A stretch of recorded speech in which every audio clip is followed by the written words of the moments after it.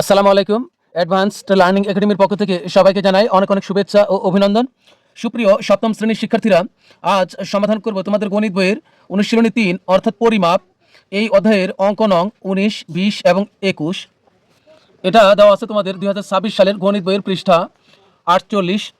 আজ আমরা সমাধান করব 19, 20 এবং 21 এই তিনটি অঙ্ক। শুরুতেই 19 নং প্রশ্ন, কোনো পরিবারে দৈনিক 1.25 লিটার দুধ লাগে। প্রতি লিটার দুধের দাম 52 টাকা হলে ওই পরিবারে 30 দিনে কত টাকার দুধ লাগবে? অর্থাৎ কোনো পরিবারে দৈনিক, দৈনিক মানে কি একদিন, দৈনিক মানে হলো একদিনে 1.25 লিটার দুধ লাগে। প্রতি লিটার দুধের দাম 52 টাকা হলে ওই পরিবারে 30 দিনে কত টাকার দুধ লাগবে? এই অঙ্কটি দুইভাবে সমাধান করা যায়, আমি তোমাদেরকে দুইভাবেই করে দিব। তো প্রথম পদ্ধতিতে আমরা এখানে প্রতি লিটার দুধের দাম 52 টাকা, প্রতি লিটার মানে 1 লিটার দুধের দাম 52 টাকা, তাহলে এখানে হবে কত 52 গুণন, আর প্রতিদিন দুধ লাগে 1.25 লিটার, তাহলে এর 52 সাথে গুণ করব, 1.25 গুণ করলে যা বের হবে 65।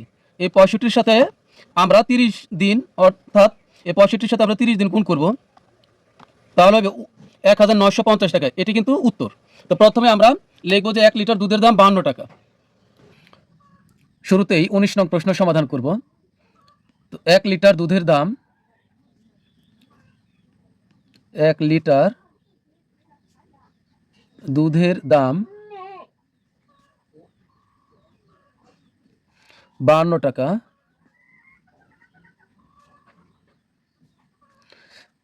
প্রতিদিন দুধ লাগে 1.25 লিটার, তাহলে লিখব অতএব 1.25 লিটার দুধের দাম, এখানের 52 আর এর সাথে গুণ করবো 1.25 টাকা। এখন এখানে যদি আমরা গুণ করি তাহলে হবে 65। তোমাদের যদি ক্যালকুলেটর ব্যবহারের অনুমতি থাকে তাহলে সরাসরি এটার সাথে এটা গুণ করলেই হবে, আর অনুমতি না থাকলে তোমরা রাফে গুণ করে নিবে। 1.25, এটা কিন্তু দশমিক, এর সাথে গুণ করবো কত 52, গুণ করলে হবে 5 দুগুণ 10, হাতে থেকে 1, 2 দুগুণ 4, আর 1 হলো 5, হাতে কিছুই থাকে না, 2 একে 2, অর্থাৎ এখানে 1.25 মানে হবে এখানে কত হয় 250। তো এরপরে হবে আমরা এক ঘর বাদ দিয়ে দিলাম, 5 5 25, 25-এর 5 হাতে থেকে 2, 5 দুগুণ 10, আর 2 হলো 12, হাতে থেকে 1, 5 একে 5, আর 1 হলো 6, তাহলে এখানে হবে 0, 5 5 10, 10-এর 0, হাতে থেকে 1, 2 2 4, আর 1 হলো 5, আর এখানে থাকে হলো 6। এখন দেখো 1 2 ঘর বাম দিকে দশমিক, তাহলে এখানে 2 ঘর বাম দিকে দশমিক হবে। তো আমরা জানি দশমিকের পরে শূন্যর কোনো দাম নেই, এজন্য দশমিকের পরে আমরা শূন্য নিব না, তার মানে এখানে থাকতে চলে 65, অর্থাৎ 52-র সাথে 1.25 গুণ করলে হবে 65 টাকা। যদি ক্যালকুলেটর ব্যবহারের অনুমতি থাকে তাহলে তো তোমার কোনো সমস্যাই নেই, সরাসরি গুণ করলে হয়ে যাবে এখানে। তো এখন লিখবো যে এটা কি একদিনের, ঠিক এই এখানে আমরা কি পেলাম 1.25 লিটার দুধের দাম, অর্থাৎ এই 65 টাকার দুধ লাগে একদিনে, অর্থাৎ একদিনের দুধের দাম 65 টাকা। তাহলে লিখব একদিনের দুধের দাম,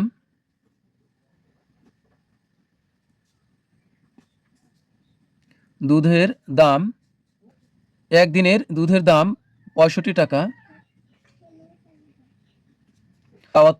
অতএব 30 দিনের দুধের দাম, এখানে 65-র সাথে আমরা 30 গুণ করব, উপরে কম নিচে বেশি হলে এখানে গিয়ে গুণ হবে, যেহেতু 1 কম আর নিচে বেশি তাহলে কিন্তু এখানে গুণ হবে, 65 গুণ হবে 30। এখানে যদি আমরা গুণ করি তাহলে হবে 3 5 15, 5 হাতে থেকে 1, 3 6 18, আর 1 হলো 19, আর এই 0, তার মানে হচ্ছে 1950 টাকা। তো এটাই কিন্তু আমাদের উত্তর হবে।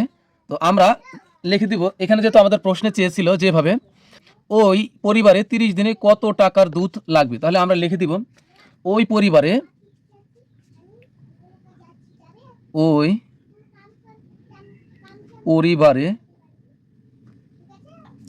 30 দিনে 1950 টাকার দুধ লাগবে।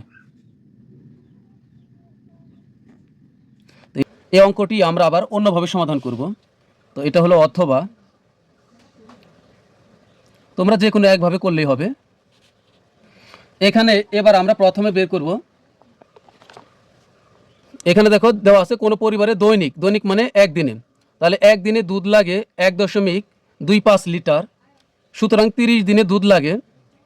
তো এখানে আমরা লিখব একদিনে দুধ লাগে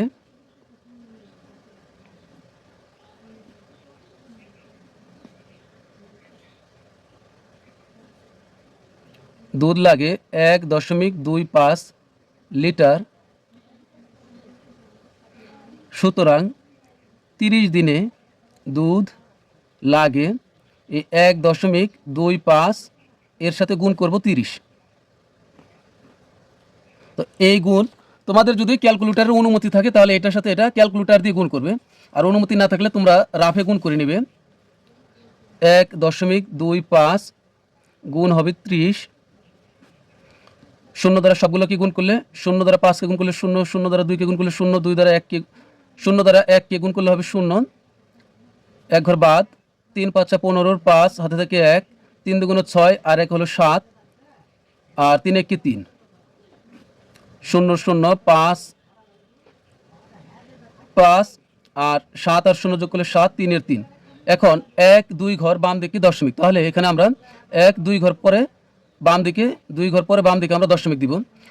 আমি আগেই বলেছি দশমিকের পরে শূন্য থাকলে সেই শূন্যর কোনো দাম নাই, তাহলে এই শূন্য বাদ।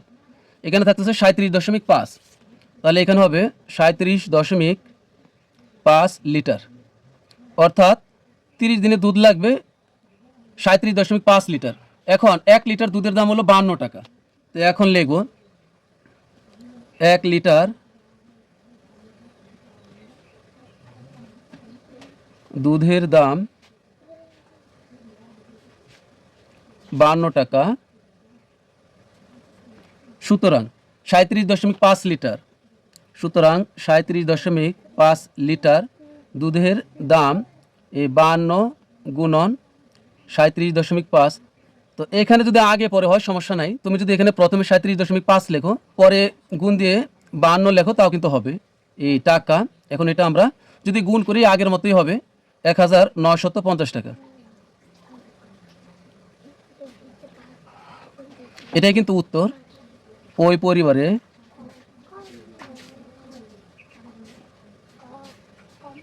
তিরিশ দিনে দুধ লাগবে 1950 টাকার।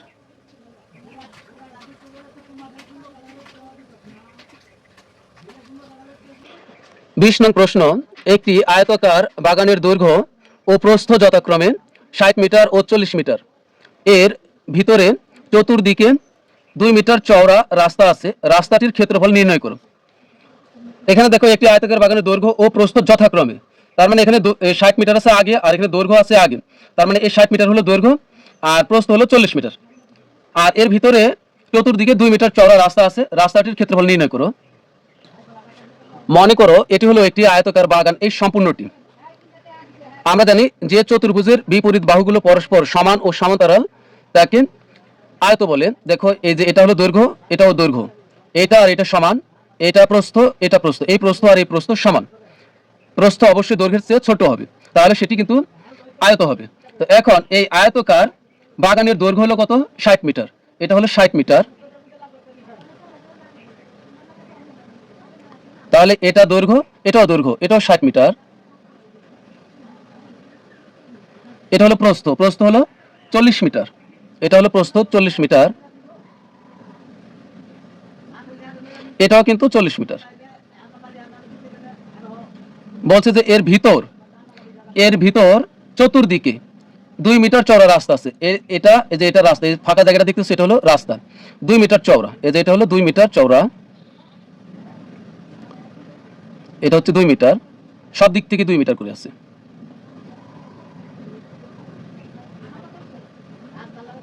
এদিকেও 2 মিটার, এদিকেও 2 মিটার। এখন আমাদেরকে বলছে এই রাস্তার ক্ষেত্রফল কত এটা বের করতে। সম্পূর্ণ চিত্রটি দেখতেছো, এটি হলো একটি আয়তাকার বাগান, অর্থাৎ এই সম্পূর্ণ চিত্রটি হলো একটি আয়তাকার বাগান যার দৈর্ঘ্য 60 মিটার এবং প্রস্থ হলো 40 মিটার। তো প্রথমে আমরা অঙ্কটি সমাধান করার জন্য এই 60 আর 40 গুণ করে দিলে এই আয়তাকার বাগানের একটি ক্ষেত্রফল পাওয়া যাবে, অর্থাৎ সম্পূর্ণ আয়তাকার বাগানের ক্ষেত্রফল, অথবা তুমি এটাও ধরে নিতে পারো যে রাস্তা সহ আয়তাকার বাগানের ক্ষেত্রফল পাওয়া যাবে এই 60 আর 40 গুণ করলে। তাহলে এখানে আমরা প্রথমে লিখবো যে দেওয়া আছে, তা আমরা শুরুতে লিখবো দেওয়া আছে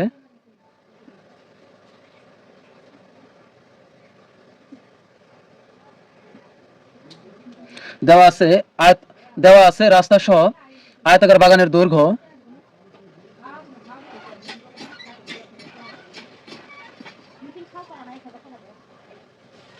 আয়তাকার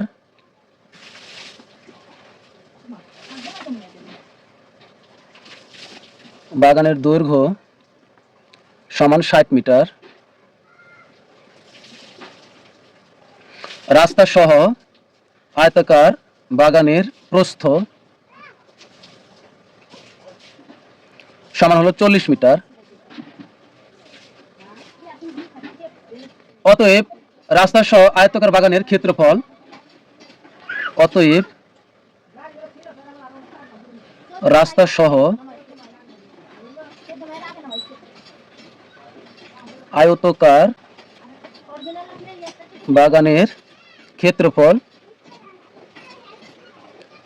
আমরা জানি আয়তাকার বাগানের ক্ষেত্রফল হলো দৈর্ঘ্য গুণন প্রস্থ। তাহলে এখানে আমরা এই দৈর্ঘ্য কত 60 গুণন প্রস্থ হলো 40, এই দুইটা আমরা গুণ করে দিব। আর এখানে লিখব বর্গ মিটার, কারণ ক্ষেত্রফল হলে হবে বর্গ মিটার। এখানে 4 6 হবে 24, আর 1 0 1 0 2 0 বর্গ মিটার। তবে এখানে একটি ব্যাপার হলো, তুমি যদি রাস্তা সহ না লিখে শুধু আয়তাকার বাগানের দৈর্ঘ্য লেখো তাও কিন্তু হবে, রাস্তা সহ না লিখলেও হবে। কারণ শুধু আয়তাকার বাগানের দৈর্ঘ্য বলতে এখান থেকে এই পর্যন্ত এই দৈর্ঘ্য কি বোঝাবে, আর আয়তাকার বাগানের ক্ষেত্রফল তার মানে হলো এই সম্পূর্ণ চিত্রে যে আয়তাকার বাগানের ছবিটি দেখতেছো, তুমি যদি আয়তাকার বাগানের ক্ষেত্রফল লেখো তাহলে এই সম্পূর্ণ চিত্রের ক্ষেত্রফলই চলে আসবে। অর্থাৎ তুমি রাস্তা সহ আয়তাকার বাগানের দৈর্ঘ্য, রাস্তা সহ আয়তাকার বাগানের প্রস্থ এটা না লিখে শুধু আয়তাকার বাগানের দৈর্ঘ্য, আয়তাকার বাগানের প্রস্থ এটা লিখলে হবে।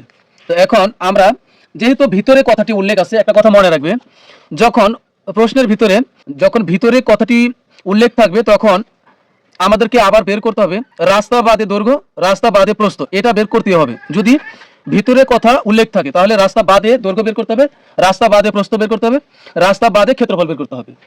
তাহলে এখন লিখবো যে রাস্তা বাদে আয়তাকার বাগানের দৈর্ঘ্য, রাস্তা বাদে ভিতরে ভিতরে কথা উল্লেখ থাকলে বাদে কথা যুক্ত করতে হবে, রাস্তা বাদে আয়তাকার বাগানের দৈর্ঘ্য কত 60, মোট দৈর্ঘ্য কত 60, এই যে মোট দৈর্ঘ্য হলো 60, এটা থেকে আমরা বাদ দিব দৈর্ঘ্য মোট কয়টা, এই একটা দৈর্ঘ্য রাস্তা, এই একটা দৈর্ঘ্যের রাস্তা, অর্থাৎ দৈর্ঘ্যের রাস্তা একটা আর একটা দুইটা, এদিকে 2 মিটার এদিকে 2 মিটার, তাহলে 4 মিটার বিয়োগ করতে হবে। তাহলে বিয়োগ কত মিটার চওড়া, 2 মিটার চওড়া, কয়টি রাস্তা, 2টি রাস্তা, চওড়ার জন্য 2 আর রাস্তা কয়টি, দৈর্ঘ্যে 2টি, এর জন্য 2। এখন এখানে তুমি যদি চাও যে 60 বিয়োগ 2 যোগ 2 লিখবে তাও হবে, আবার 2 গুণন 2 লিখলে হবে, অর্থাৎ এখানে 4 আসলেই হলো, কারণ এই 2 মিটার 2 যোগ 2 তার মানে হবে 4 মিটার, অর্থাৎ 2 গুণন 2 এটাও সঠিক, আবার 2 যোগ 2 এটাও সঠিক। তাহলে এখন এখানে কত, এখানে লিখবো মিটার, 60 বিয়োগ 2 গুণ 4,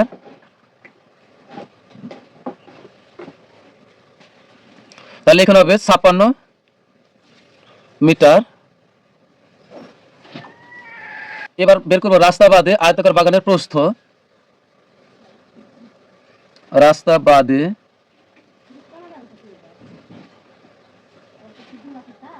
আয়তাকার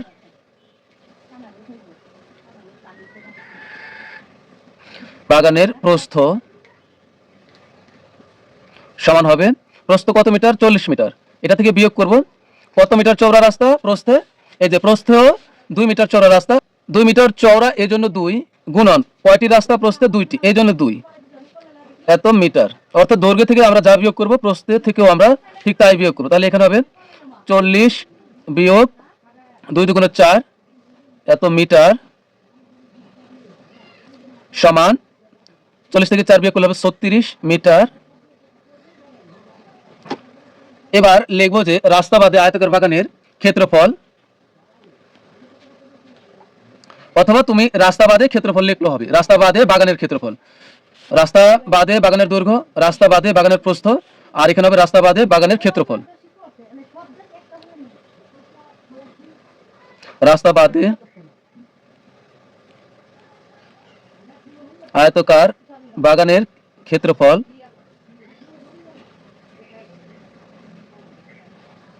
ক্ষেত্রফল হবে এই যে এখানকার 56, এটা হলো দৈর্ঘ্য, দৈর্ঘ্য গুণন প্রস্থ, দৈর্ঘ্য গুণন প্রস্থ 56 গুণন 36, ক্ষেত্রফল হলে এখানে আসবে বর্গ মিটার।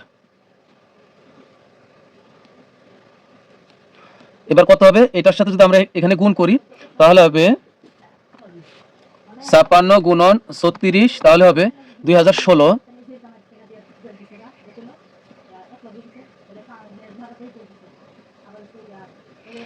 এখন আমাদেরকে বলেছিল যে রাস্তাটির ক্ষেত্রফল, রাস্তাটির ক্ষেত্রফল নির্ণয় করো, তাহলে এখন লিখব সুতরাং রাস্তাটির ক্ষেত্রফল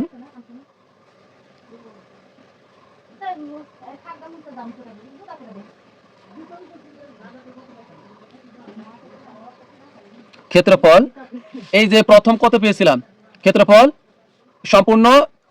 সম্পূর্ণ এই আয়তাকার বাগানের ক্ষেত্রফল পেয়েছিলাম এই যে 2400 বর্গমিটার।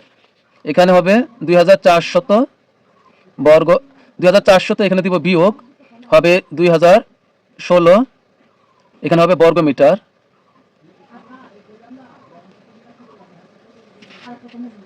এখানে যদি আমরা বিয়োগ করি তাহলে কত হবে, 2400 বিয়োগ 2016, তাহলে এখানে হবে 384 বর্গমিটার। তো এটাই কিন্তু রাস্তাটির ক্ষেত্রফল। এখানে লিখব উত্তর। 21 নং প্রশ্ন, একটি ঘরের দৈর্ঘ্য প্রস্থের 3 গুণ, অর্থাৎ ঘরের প্রস্থ যত হবে দৈর্ঘ্য হবে তার 3 গুণ। প্রতি বর্গমিটারে 7.50 টাকা দরে ঘরের মেঝে কার্পেট দিয়ে মুহূর্তে মোট 1102.50 টাকা ব্যয় হয়।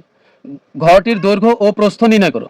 তো এখানে কিন্তু ঘরের দৈর্ঘ্য বা প্রস্থ কোনোটি সরাসরি উল্লেখ নাই, শুধুমাত্র এতটুকু উল্লেখ আছে একটি ঘরের দৈর্ঘ্য প্রস্থের 3 গুণ, অর্থাৎ প্রস্থ যা হবে দৈর্ঘ্য হবে তার 3 গুণ। আমরা জানি অজানা কোনো কিছুর মান বের করার জন্য চলক ধরে নিতে হয়। এখানে দৈর্ঘ্য আর প্রস্থের ভিতরে প্রস্থ ছোট, তাহলে আমরা ধরে নিব যে মনে করি ঘরের প্রস্থ ক মিটার। তবে এই 21 নং অঙ্কটি কিন্তু তোমাদের যে উদাহরণ 46 পৃষ্ঠাতে যে উদাহরণ দেওয়া আছে, এই উদাহরণের মতোই একদম উদাহরণ আর এই অঙ্ক একই রকম কিন্তু। তো তোমরা যদি উদাহরণটি ভালোভাবে করো তাহলে তোমরা এটাও করতে পারবে। তবে অঙ্কটি অবশ্যই আমি তোমাদেরকে সমাধান করে দেবো। তো এখানে প্রথমে আমরা লিখব যে মনে করি ঘরের প্রস্থ ক মিটার। 21 নং প্রশ্ন, মনে করি ঘরের প্রস্থ, মনে করি ঘরের প্রস্থ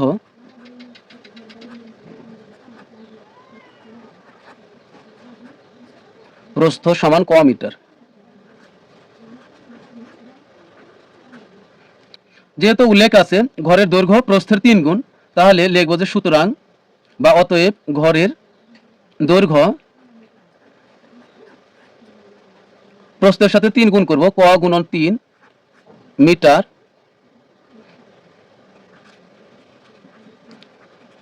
সমান আমরা যদি ক আর 3 গুণ করি তাহলে সংখ্যাটি আগে আসবে, হবে 3 ক মিটার। তবে এখানে তুমি ক গুণন 3 না লিখে তুমি যদি একবারে 3 ক মিটার লেখো তাও কিন্তু হয়ে যাবে। তো সুতরাং ঘরের ক্ষেত্রফল, ঘর তো অবশ্যই আয়তকার হয়, তা আমরা জানি আয়তকার ঘরের ক্ষেত্রফল কি, দৈর্ঘ্য গুণন প্রস্থ বর্গ একক। তো আমরা লিখবো যে আমরা জানি, অথবা আমরা এটা লিখলে হবে যে আমরা জানি ঘরের ক্ষেত্রফল, আমরা জানি আয়তকার ঘরের ক্ষেত্রফল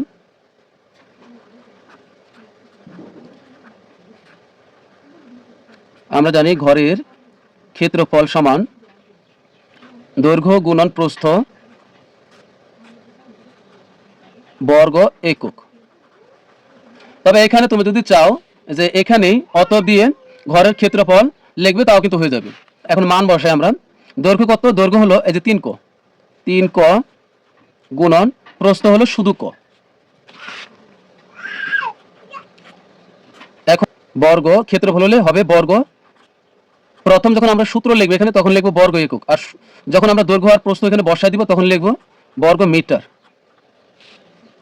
3 এর 3 ক আর ক গুণ করলে হবে ক স্কয়ার বর্গ মিটার।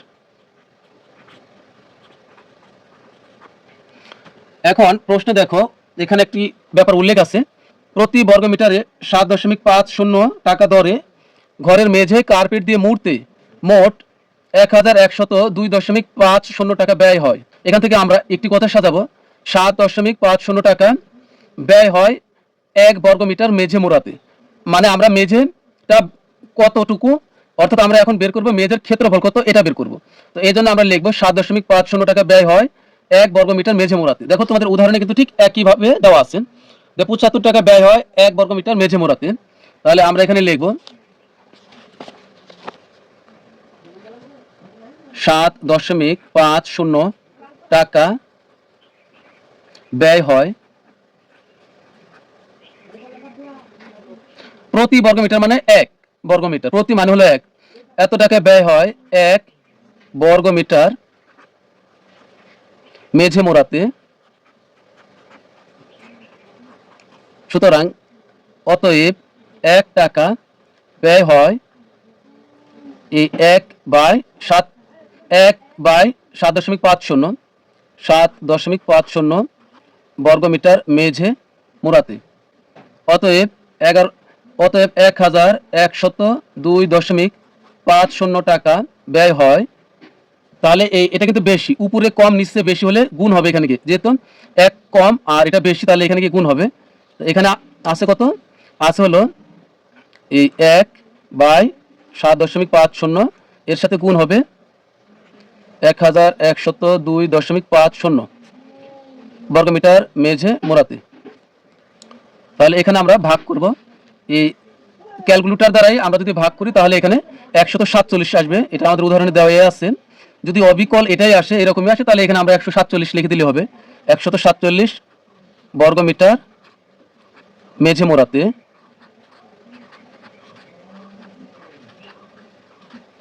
তার মানে দেখো এখানে কি কথা আছে, বর্গ মিটার, আর বর্গ মিটার কার সাথে থাকে, বর্গ মিটার এই কথাটি যুক্ত থাকে ক্ষেত্রফলের পরেই। তাহলে এই 147 বর্গ মিটার এটা হলো ওই ঘরের মেঝের ক্ষেত্রফল। তো এখানে কিন্তু আমরা একটা ক্ষেত্রফল পেলাম 147 বর্গ মিটার, আর একইভাবে আগেও কিন্তু আমরা ঘরের ক্ষেত্রফল পেয়েছিলাম 3 ক স্কয়ার বর্গ মিটার। তাহলে এই 3 ক স্কয়ারের মান হলো 147 বর্গ মিটার। একই অঙ্কে যদি একই জিনিস দুইবার পাওয়া যায় তাহলে কিন্তু প্রশ্ন মতো লিখে একটি সমান অপরটি লিখতে হয়, এটাও ক্ষেত্রফল এটাও ক্ষেত্রফল, তাহলে আমরা প্রশ্ন মতো দিয়ে লিখবো এই ক্ষেত্রফল সমান এই ক্ষেত্রফল। তুমি যে অঙ্কই করো না কেন যদি একই জিনিস দুইবার আসে তাহলে কিন্তু প্রশ্ন মতো দিয়ে লিখতে হয়। তো আমরা লিখবো যে প্রশ্ন মতে 3 ক স্কয়ার সমান হলো 147। এখন এখানে আমরা বা দিয়ে ক স্কয়ার এখানে রেখে দিব, আর 3 গুণ অবস্থা তাহলে ওই পাশে গেলে ভাগ হয়ে যাবে, 147 ভাগ হবে 3, 3 দ্বারা 147কে ভাগ করলে কত হবে, এই 3 দ্বারা যদি আমরা 14কে কাটি তাহলে কত হবে, 4 বার যাবে, 3 4 12, 5 বার দিলে 3 5 15 বেশি হয়ে যাবে, 3 4 12, তাহলে যাবে হলো 4 বার। আর এখন এখানে শর্ট পড়েছে কত, 2, কারণ এখানে 14 আমরা নিয়েছি 12, তাহলে 2 শর্ট পড়ে 2 7 এর আগে বসাইলে হবে 27। এখন 3 দ্বারা 27কে ভাগ করলে হবে 3 নং 27, অর্থাৎ 49। তুমি চাইলে এখানে কাটতেও পারো, না কাটলেও সরাসরি শুধুমাত্র এই ক স্কয়ার সমান 49 লিখলেই হবে 49। এখন আমাদের তো এই স্কয়ারের প্রয়োজন নাই, আমরা শুধু কর মান বের করবো, তাহলে আমরা এখানে স্কয়ার উঠাই দিব। স্কয়ার উঠানোর কিন্তু নিয়ম আছে, নিয়মটি হলো তুমি যদি সমানের বাম দিক থেকে স্কয়ার উঠায় দাও, এর বিনিময়ে সমানের ডান দিকে যে সংখ্যা বা অক্ষর যাই থাকুক না কেন তার উপরে রুট হবে। তাহলে এখানে আমরা ক রেখে দিলাম, স্কয়ার উঠাই দিলাম, এই জন্য এই পাশে 49-এর উপরে রুট হবে। এটাই হলো স্কয়ার উঠাই দেওয়ার নিয়ম। ক্যালকুলেটর দ্বারা তুমি যদি 49কে রুট করো তাহলে আসবে হলো 7। তো সুতরাং ক সমান হলো 7। ক কি ধরেছিলাম, ক ধরেছিলাম এই ঘরের প্রস্থকে, তার মানে আমরা কর মান পেলাম হলো 7, আর ক হলো প্রস্থ, তার মানে হলো সুতরাং প্রস্থ সমান হলো 7 মিটার। সুতরাং বা অতএব এখানে লিখি আমরা, অতএব ঘরের প্রস্থ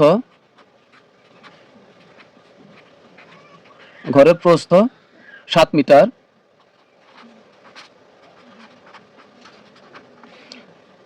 আর ঘরের প্রস্থ হবে কি, আর ঘরের দৈর্ঘ্য হবে তাহলে কি, অতএব ঘরের দৈর্ঘ্য হবে প্রস্থ যা বের হবে প্রস্থের সাথে 3 গুণ করব, তাহলে হবে দৈর্ঘ্য। যেহেতু প্রশ্ন উল্লেখ আছিল দৈর্ঘ্য হবে প্রস্থের 3 গুণ, তাহলে 3 গুণন 7, এখানে কিন্তু মিটার হবে,